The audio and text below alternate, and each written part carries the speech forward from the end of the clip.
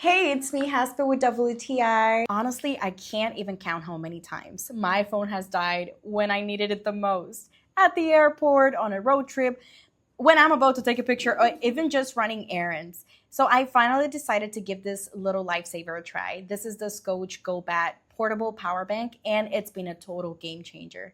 I think it's something everyone should have because it's super compact and lightweight, so it easily fits in my hand or even my smallest purse. I love that I don't have to carry anything bulky. It just slides right in and goes with me everywhere.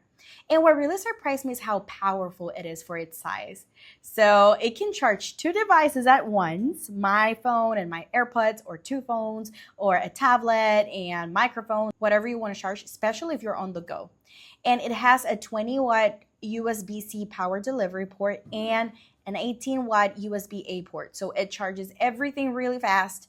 iPhone, Android, you name it. I use it constantly. I would say every time I go out, I have my power bank with me while traveling or long days out or just anytime I don't want to stress out about battery life.